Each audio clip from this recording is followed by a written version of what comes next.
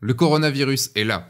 L'État français réagit en interdisant des regroupements de personnes. Nos mariés commencent à avoir peur de devoir annuler ou reporter leur mariage. Et forcément, nous, photographes, on flippe. On flippe de ces annulations, de voir une grosse partie de notre chiffre d'affaires de 2020 s'envoler. Et là, il y a beaucoup de questions qui se posent. Est-ce qu'il faut rendre l'acompte en cas d'annulation? Est-ce que c'est un cas de force majeure? Est-ce que les mariés ont le droit d'utiliser la raison du coronavirus pour annuler l'événement?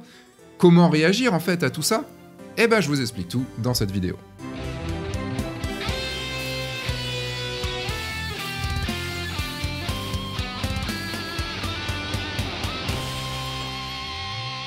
Bonjour, je suis Sébastien Roignan et vous êtes bien sur un nouvel épisode du guide du photographe de mariage, un épisode un peu spécial puisque je crois que c'est la première fois depuis 8 ans que je fais un épisode en réaction à l'actualité. Moi qui ne suis pas du tout l'actualité, voilà, donc je ne suis pas chez moi, je suis pas dans mon bureau, mais je vous ai fait un cadre rapidos. Alors dans cette vidéo, je vais pas mal regarder mon écran parce que j'ai pas mon prompteur et tout, et je vais essayer de tourner cette vidéo assez rapidement. Depuis quelques jours, je vois pointer pas mal d'annulations de mariage un peu partout en France, et plus particulièrement dans l'Oise où il y a eu une interdiction de rassemblement de plus de 50 personnes, et là dans le Bas-Rhin depuis ce matin.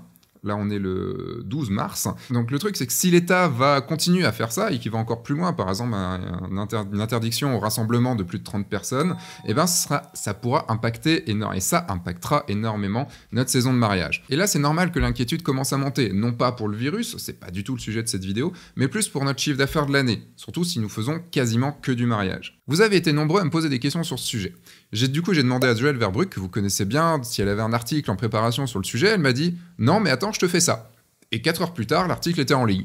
Sacré Joëlle quand même. Je vais donc, avec son accord, reprendre la structure de l'article et vous en dire un petit peu plus. Si vous voulez lire l'article en entier, qui en plus traite de toute la photographie et pas juste de la photographie de mariage, je vous mets le lien dans la description. Et à la fin de cette vidéo, je quitterai l'aspect juridique pour vous parler des précautions que vous pouvez prendre en tant qu'entrepreneur pour anticiper ce type de problème. On va commencer avant tout par faire un point sur ce qu'est un cas de force majeure. Ce point est assez essentiel car, comme beaucoup de sujets, et surtout dans le juridique, chacun s'improvise, dont moi, expert avec les on-dit, c'est arrivé à quelqu'un, ou encore ça me paraît logique. Chacun y va de son petit conseil, et souvent ce petit conseil est faux. D'où ma volonté de demander l'info directement à quelqu'un de compétent, Joëlle Verbruck pour ne pas la citer. Et voilà ce que dit la loi de 2016. Il y a force majeure en matière contractuelle lorsqu'un événement échappant au contrôle du débiteur, qui ne pouvait être raisonnablement prévu lors de la conclusion du contrat et dont les effets ne peuvent être évités par des mesures appropriées, empêche l'exécution de son obligation par le débiteur. Si l'empêchement est temporaire, l'exécution de l'obligation est suspendue, à moins que le retard qui en résulterait ne justifie la résolution du contrat. Si l'empêchement est définitif, le contrat est résolu de plein droit et les parties sont libérées de leur obligation dans les conditions prévues aux articles 1351 et 1351-1. Oui, c'est imbuvable. Je vous l'accorde, c'est pour ça que je vais expliquer maintenant ce que ça veut dire. La loi décrit 3 points obligatoires pour que ce soit considéré comme cas de force majeure. Le premier, c'est qu'il doit être imprévisible au moment où le contrat est signé. Je donnerai des exemples après. Le cas doit échapper au contrôle de la partie, donc vous ou les mariés, qui l'invoquent. Et également, le cas doit empêcher l'exécution possible de ce qui est prévu dans le contrat. Il est dit insurmontable. En gros, il est impossible de trouver un autre moyen pour réaliser la prestation ou que l'événement ait lieu. Mais reprenons ces 3 points pour vous donner des exemples pour que ce soit vraiment compréhensible. Alors, le cas doit être imprévisible au moment où le contrat est signé. Je vais prendre 2 exemples. Un exemple de vous qui devez annuler et un exemple des mariés qui doivent annuler. Pour l'exemple du photographe, en gros, vous devez vous rendre sur le mariage. Vous prenez le train, votre train déraille, ou il y a une grève inattendue, mais vraiment inattendue, c'est ce qu'on appelle le droit de retrait sans préavis, voilà. Et tout ça, ça vous arrive sur un coin de la tête. Bon, ok, je vous vois directement, on prend le train, ok, la SNCF rentre souvent en grève, mais j'ai demandé à Joëlle, du coup, ce n'est apparemment pas si prévisible que ça. Ou pour l'exemple du côté des mariés, le mariage est annulé parce qu'il y en a un des deux qui a une maladie grave et qui ne peut pas se rendre sur le mariage. Pour invoquer le cas de force majeure, il faudra prouver que la maladie n'était pas connue au moment de la signature du contrat. Voilà, ça c'est les exemples pour le premier cas. Le deuxième cas, c'est qu'il doit échapper au contrôle de la partie, donc vous ou les mariés, qui l'invoquent. Dans le cas du photographe, donc vous vous rappelez, il a le train, tout ça.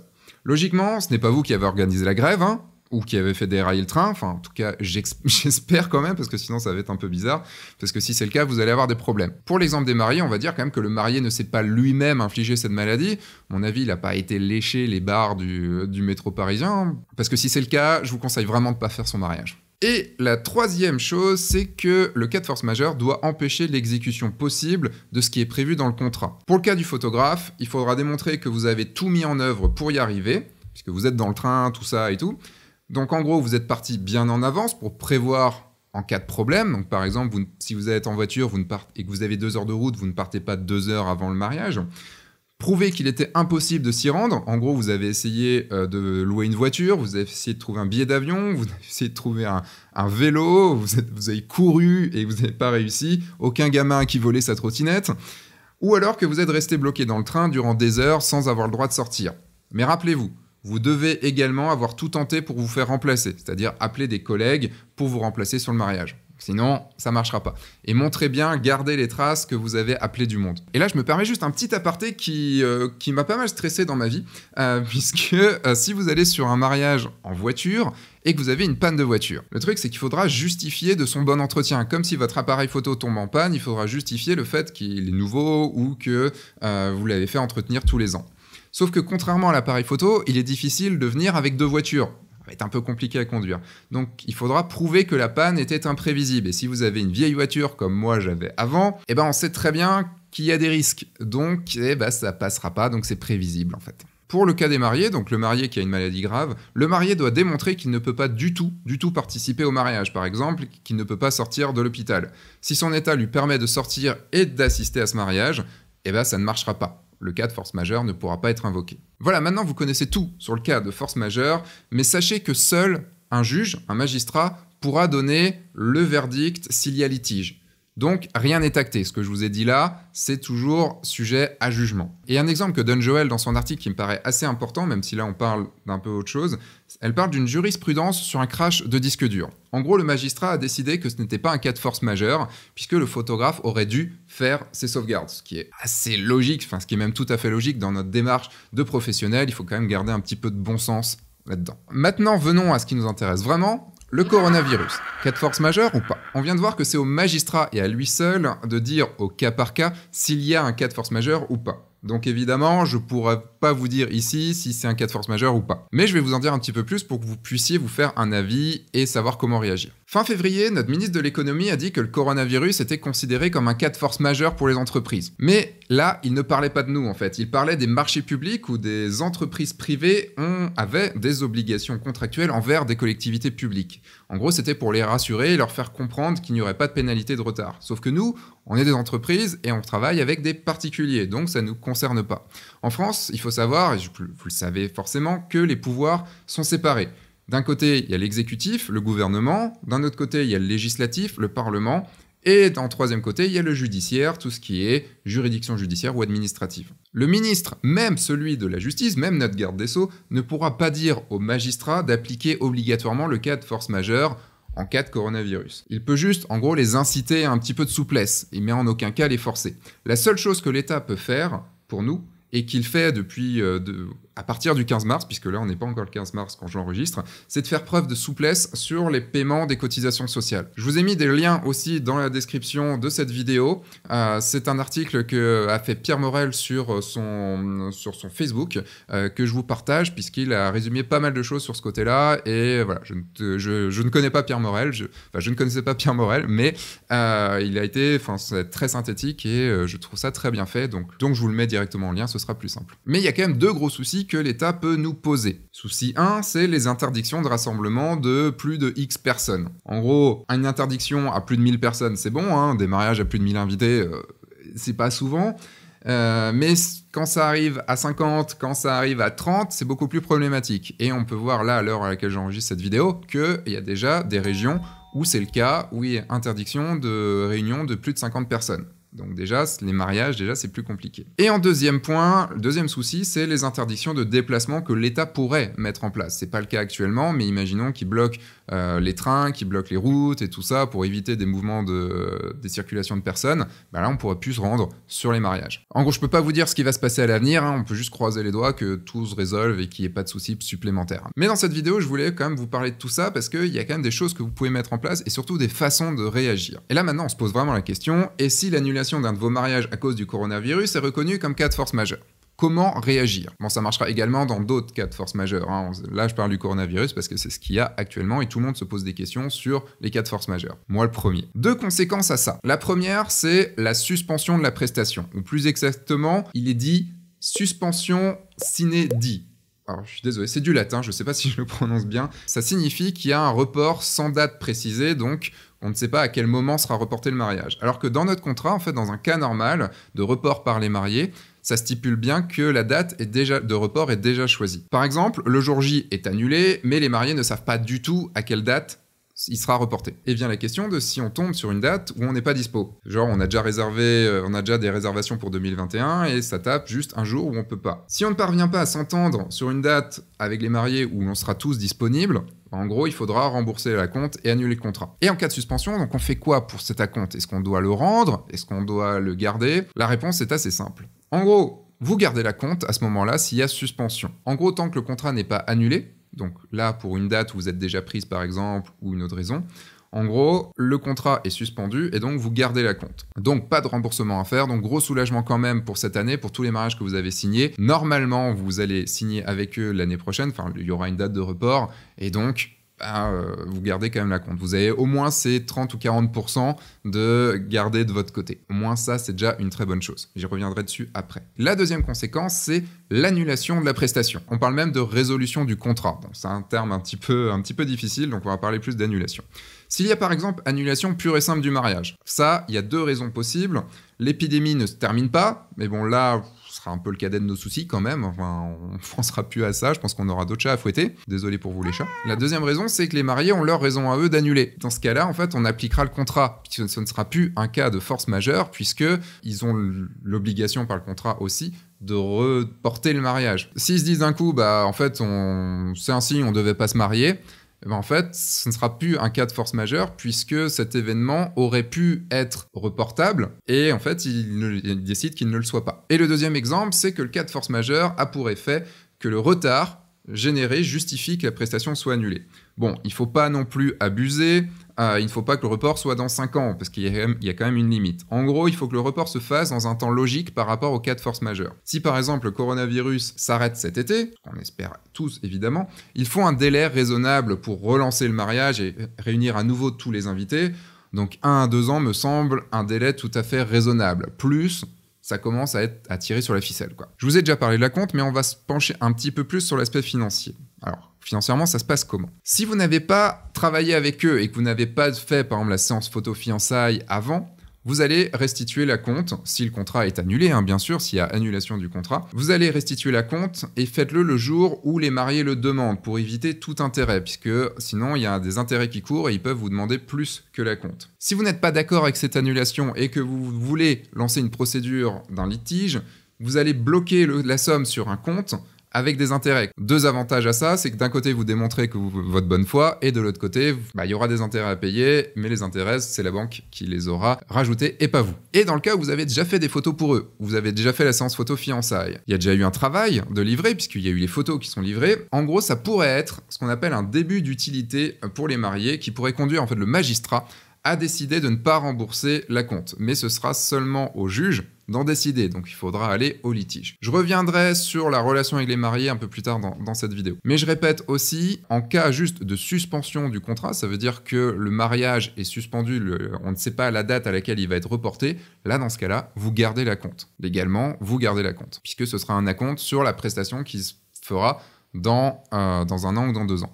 Par contre, il faut savoir aussi une chose, c'est que vous n'aurez pas le droit de dire, par exemple, que dans 1 an ou dans 2 ans, vous aurez augmenté vos tarifs et donc que la prestation sera plus chère. J'ai écrit l'épisode hier et j'ai vu passer une question ce matin et du coup, j'ai posé à Joël directement. Que dire aux mariés qui veulent déjà reporter leur mariage, prévu pourtant dans 2 ou 3 mois? Le truc, c'est qu'on n'a aucune visibilité sur la durée de ce problème et il est possible et tout à fait souhaitable que ce soit résolu d'ici 2-3 mois. J'ai posé donc la question à Joël, comme je vous disais, et elle m'a répondu que c'est en effet un peu tôt pour assurer de façon certaine l'annulation, et donc que c'est un peu tiré sur la ficelle pour la paraphraser. Et bien sûr, ça reste toujours à l'appréciation du juge, donc je ne peux pas vous certifier que ce sera comme ça. Mais en gros, c'est quand même un petit peu abusé. Bon, on va dire maintenant que les mariés vous ont contacté et annulent leur mariage. Voici les questions à vous poser avant de réagir. Première chose, est-ce que la signature du mariage a été faite avant ou après le début de l'épidémie?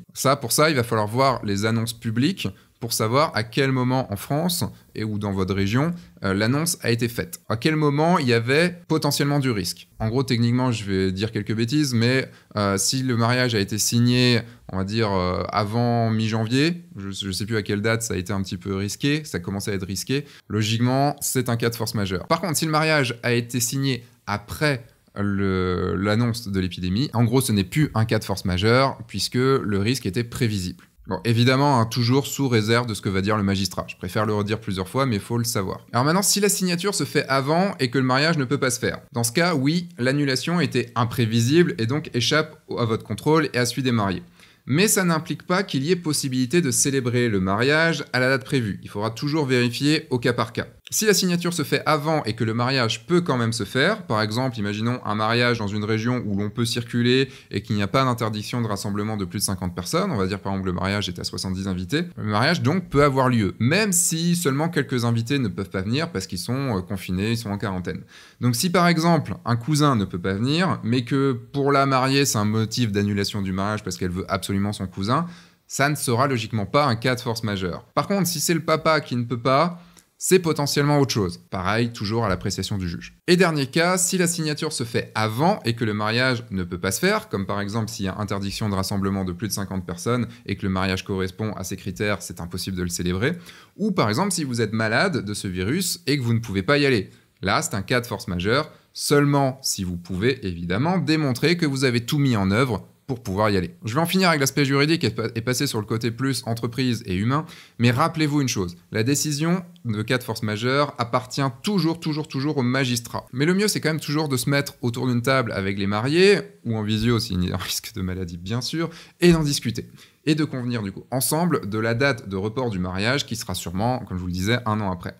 De toute façon, légalement parlant, c'est devenu obligatoire, là depuis Noël dernier, c'est devenu obligatoire, cette discussion est obligatoire, donc si vous ne l'avez pas fait, de toute façon, en allant devant le juge vous dira « Attendez, discutez avant. Discutez avec les mariés, c'est ce qu'il y a de plus logique. » Et je vais revenir dessus juste après. Et là maintenant, je vais rentrer dans une partie qui est très importante et qui va sortir de l'aspect juridique. Si le cas de force majeure est avéré et que vous avez beaucoup d'annulations, ou par exemple de report à l'année prochaine, quoi faire? Bon, déjà un point positif, si tous vos mariages sont reportés à l'année prochaine, en gros votre saison 2021, elle est déjà remplie, si vous aviez déjà rempli votre saison 2020. Ce qui est plutôt pas mal, ce qui est plutôt déjà quand même plutôt une bonne chose. Par contre, je sais très bien, on a tous des factures à payer en 2020, et c'est ça vraiment le gros souci. J'ai pas forcément de réelle solution à ce problème à vous proposer, mais plutôt un rappel de 3 choses qu'il ne faut jamais oublier lorsqu'on est à notre compte. La première chose, c'est qu'il faut penser à mettre de côté. Je sais que pour certains d'entre vous, vous êtes déjà juste financièrement, je l'ai été aussi, je connais ce problème, mais la structure même de notre métier est incertaine. C'est ce qui aussi le rend magique et agréable à faire. Comme m'en parlait Cécile Crèche dans le podcast que j'ai fait avec elle, vous avez le lien aussi dans la description, il faut réfléchir à protéger ses arrières. Et chaque rentrée d'argent, il faudrait mettre un petit peu de côté. Et en même temps, il faudrait aussi investir pour penser au long terme. Pour prendre mon exemple, j'ai été très longtemps stressé à cause de l'argent et je crois que je le suis encore. Et j'ai commencé à régler un petit peu ce problème en commençant à mettre un petit peu de côté tous les mois, ne serait-ce que 50 ou 100 balles sur un compte à côté. C'est pas grand-chose, mais en cas de problème, c'est des choses qui peuvent nous faire tenir déjà pendant un petit bout de temps. Et le truc, c'est qu'en tant qu'entrepreneur, on doit forcément, obligatoirement penser à ces moments ces problèmes en fait qui peuvent arriver. Car ça peut vraiment arriver très vite, et pas juste à cause d'un virus. Une année peut être très bonne et l'année d'après peut être très mauvaise. C'est d'ailleurs ce que j'ai vécu en 2009. J'ai eu une année 2007 excellente, une année 2008 pas trop mauvaise. Je travaillais à l'époque en infographie 3D pour les architectes et les promoteurs. Et crise de 2008, bam, 2009, plus aucun client. Et ça a été très difficile. Et c'est aussi quelque chose que j'ai revécu en 2018, en côté mariage cette fois-ci, puisque 2017 j'ai fait une méga bonne saison, et alors que 2018 j'ai fait 2 mariages. Bon, j'ai compris pourquoi, c'est que je faisais pas assez de com là-dessus, j'ai refait mon site et tout. Ça peut arriver, on peut avoir une très bonne année, et l'année d'après, une mauvaise année. Donc il faut toujours anticiper, mettre de l'argent de côté pour ça. Et une autre chose aussi par rapport à l'argent qu'on doit mettre de côté, c'est ce qui nous fait flipper aussi maintenant, c'est que potentiellement on va devoir rembourser des acomptes. Même si je sais que c'est très difficile et qu'on compte aussi sur ces acomptes pour pouvoir vivre, le truc c'est comme on peut avoir à les rembourser, il vaut mieux les mettre de côté et utiliser cet argent une fois que le contrat est vraiment fait, une fois que vous avez fait le mariage et que vous avez rendu les photos. C'est mieux parce que si vous êtes amené à le rembourser, ça va être compliqué, surtout si vous n'avez pas eu de nouveaux acomptes, de nouveaux mariages. Donc faites assez attention à ça. Après, pour vous rassurer, je vous redis ce que je vous ai dit tout à l'heure, si le mariage est juste suspendu, donc c'est-à-dire reporté, vous gardez la compte, vous n'avez pas à le rembourser tout de suite. L'autre conseil que je voulais vous donner en tant qu'entrepreneur, c'est qu'il ne faut pas mettre ses œufs dans le même panier. Alors oui, je sais, je vous ai très souvent dit qu'il fallait se spécialiser, et c'est très vrai. Ça permet en fait de devenir un expert dans son domaine, et d'avoir des prestations plus chères, et de réussir à bien en vivre. Comme je suis certain que ça vous paraîtrait logique et très risqué d'avoir qu'un seul client, dans tout votre business, que votre chiffre d'affaires ne soit fait que par un seul client, c'est la même chose si votre business n'est fait que par un seul domaine. Parce que si ce domaine s'écroule, on n'a plus rien. Comme on peut le voir ici avec le risque qu'on a cette année. Donc il faut réfléchir en avance, en amont évidemment, à une vraie stratégie diversifiée avec d'un côté une très grosse spécialité et 1 ou 2 autres domaines dans lesquels on a une activité, qu'on a développé un truc qu'on pourrait booster à mort au moment où il y a un problème. Bon, on est sur le guide du photographe de mariage, donc je vais assumer que votre activité principale, c'est la photo de mariage, et je vais vous donner quelques exemples d'autres choses que vous pouvez faire. Vous pouvez faire par exemple du corporate. Bon, évidemment, dans le cas précis, si vous faites de l'événementiel, c'est également compliqué. Ça touche ce domaine-là aussi beaucoup, voire beaucoup plus que le mariage. Mais si par exemple vous faites du packshot ou autre, logiquement, on est encore bon de ce côté-là. Vous pouvez également faire des photos de famille et des photos de portraits. Logiquement, on n'est pas dans des familles de 50 personnes à ce moment-là, donc les rassemblements peuvent se faire. Sauf bien sûr si tout le monde est confiné chez eux ou plus personne ne veut sortir de chez eux. Ou on peut aller également dans un autre domaine, parce que par exemple pour moi, j'ai l'aspect formation et j'ai l'aspect photo-auteur. Et c'est le bon moment pour pouvoir placer que le 2 avril à 20h, je lance le financement participatif de mon 2e livre sur Ulule, de mon 2e livre de photos d'art. Le lien sera dans la description à partir du 2 avril, et ce qui est cool, c'est que ça se fait en ligne. Donc il n'y a pas de rassemblement, le rassemblement se fera en live et en visio, et donc en visio il n'y aura pas de souci, même de chez vous si vous êtes confiné, vous pouvez le faire. Ça va, c'est bon. Mettez bien les 3 conseils que je viens de vous donner dans un coin de votre tête et pensez-y régulièrement pour pouvoir les mettre en place. Et donc être plus serein à l'avenir. Je sais que c'est des choses qu'il faut mettre en amont, ça va être très difficile de réagir là d'un coup, mais pensez à l'avenir à les mettre en place. Et je pouvais pas finir cette vidéo sans évoquer le côté humain des choses, parce qu'on a parlé entreprise, on a parlé juridique, et ça peut paraître très froid tout ce que je vous ai dit. Dans cette vidéo, bien sûr, je ne vous parlerai pas du coronavirus en tant que tel, puisque je ne suis pas du tout médecin, donc j'ai rien à dire là-dessus. Et je ne vous parlerai pas non plus, parce que ça n'a pas sa place ici, des médias et de la peur qui peuvent nous insuffler, des mouvements de panique qui peuvent provoquer. Merde, j'en ai parlé un petit peu, je crois. Je vais plutôt parler du côté réaction, de votre réaction à une demande d'annulation des mariés, alors qu'elle ne répond pas au cas de force majeure. Parce que si elle répond au cas de force majeure, de toute façon, légalement, vous êtes obligé de réagir d'une certaine façon, comme on a vu juste avant. Dans ma carrière de photographe de mariage, j'ai eu une fois un mariage qui a été annulé pour cas de force majeure. Pour vous expliquer globalement le truc, les mariés m'ont annoncé que malheureusement, le papa de la mariée était mal en point et n'avait plus beaucoup de temps devant lui. Et donc, ils ont préféré annuler le mariage pour pouvoir passer ces moments avec lui. Et ça aurait été de toute façon très compliqué d'être dans un moment joyeux du mariage si le papa était mort ou allait mourir. À ce moment-là, j'aurais pu poser la question, à savoir si la maladie du papa était connue au moment de la signature du contrat. Parce que si c'est le cas, ça n'aurait pas pu être un cas de force majeure et donc annulation du mariage. Mais vous comprenez bien qu'humainement, je pouvais juste pas poser cette question. Enfin, on peut pas. Enfin, c'est rajouter de la peine à la peine dans ce cas-là. Enfin, on peut pas. Enfin, c'est juste pas possible. On paraîtrait vraiment juste inhumain. Et encore malheureusement, le papa est mort une semaine après la date normale du mariage. Donc, ils ont vraiment bien fait d'annuler le mariage. Un an après, ils m'ont recontacté pour me dire « Ok, c'est bon, on relance le truc, c'est bon, maintenant, on va faire notre mariage dans un peu plus de 6 mois. » La date était disponible sur mon agenda. C'est bon, on a fait ce mariage et le mariage était vraiment, vraiment chouette, très émotionnant. Je suis vraiment très content parce que ça a été un mariage dont je me rappellerai toute ma vie. Par cet exemple, en fait, je voulais juste vous parler de bon sens. Je sais qu'on est des entreprises et je vous conseille souvent d'être assez ferme dans vos décisions, mais le truc, c'est que nous sommes avant tout dans un métier de relation, un métier relationnel. En fait, on va partager des moments intenses et des moments joyeux avec le couple. Et s'ils ont un gros problème et que vous voyez vraiment qu'ils sont de bonne foi, pour ma part, je dirais qu'il est possible de passer outre la loi et de ne pas être aussi exigeant que la loi peut nous permettre de l'être et de rembourser en fait la compte juste comme ça. Enfin, il y a un moment, dans un cas comme ça, c'est difficile, il faut quand même savoir rester humain.